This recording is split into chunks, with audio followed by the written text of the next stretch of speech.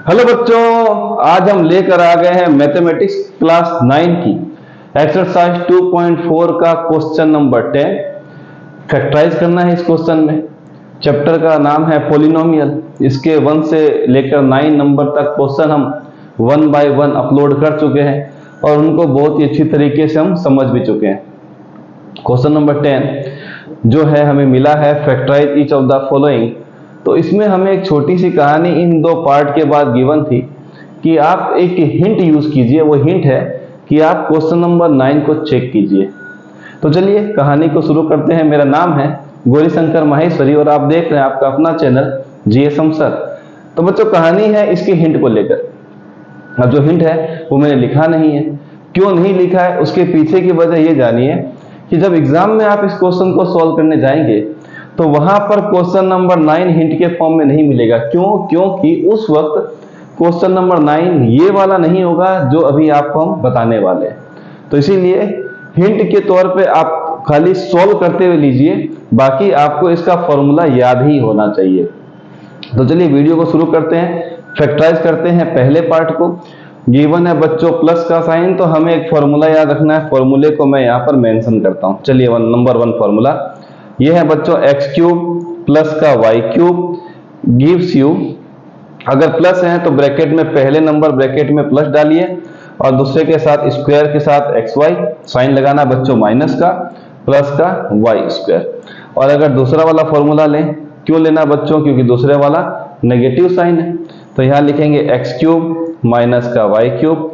तो यहाँ पर आपको क्या लेना बच्चों, पहले ब्रैकेट है माइनस और बाकी सेम टर्म है प्लस के साथ x square x y plus का वाई स्क्वायर। तो याद रखने वाली बात है, अगर आप इसको लगातार अप्लाई करते हैं तो वो याद भी हो जाते हैं। तो चलिए पहले वाले पे आते हैं। तो हमें इनको क्यूब की फॉर्म में बनाना पड़ेगा। क्यूब की फॉर्म बनाने के लिए चेक करते हैं। 27 बच्चों होता है 3 का क्यूब, ये लीजिए बच्चों लिख दिया 3। वाई क्यूब होता है वाई का क्यूब, तो इसका हम कर देते हैं बच्चों होल क्यूब। चलिए ठीक है।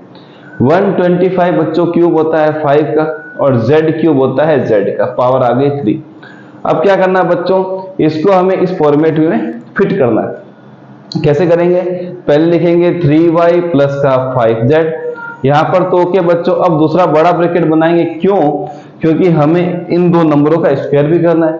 तो चलिए बच्चों पहला लिखते हैं 3y, इसका कर देते हैं होल स्क्वायर माइनस xy, मतलब पहला नंबर दूसरा नंबर जो बेस फॉर्म में उसको मल्टीप्लाई करना है। तो लिखते हैं 3y, फिर लिख देते हैं बच्चों 5z प्लस दूसरा नंबर का हमें करना है होल स्क्वायर, ये रहा y का होल स्क्वायर। तो लिख देते हैं 5z का कर देते हैं बच्चों होल स्क्वायर। तो इसको तो हमें कुछ करेक्शन करना नहीं है, जैसा ब्रैकेट छोड़ दीजिए क्योंकि ये सिंप्लीफाइड फॉर्म में है। यहाँ आते हैं बच्चों हम छोटा ब्रैकेट बनाते हैं क्योंकि अब बड़े ब्रैकेट की रिक्वायरमेंट नहीं आएगी, क्योंकि सीधा सीधा ये सिंप्लीफाई हो जाएगा। 3 का स्क्वायर बच्चों होता है 9, y का स्क्वायर होता है y square minus 3 5 15, y into z मिलेगा वाई जेड। ठीक है। 5 का स्क्वायर 25, z का स्क्वायर जेड स्क्वायर। ये आपका फाइनल आंसर है। इसके बाद आप ज्यादा सॉल्व करेंगे तो फिर से यही आंसर आपको मिल जाएगा। तो यहाँ पर आपको छोड़ देना है क्योंकि इसका फॉर्मूला लगाने के बाद यही आपको क्या मिलता है बच्चों, आंसर मिलता है। चलिए नंबर 2 पे आते हैं। नंबर 2 माइनस का मतलब नंबर 2 अप्लाई करना है और नंबर 2 अप्लाई करने से पहले हमें इन दोनों का क्यूब चेक करना है।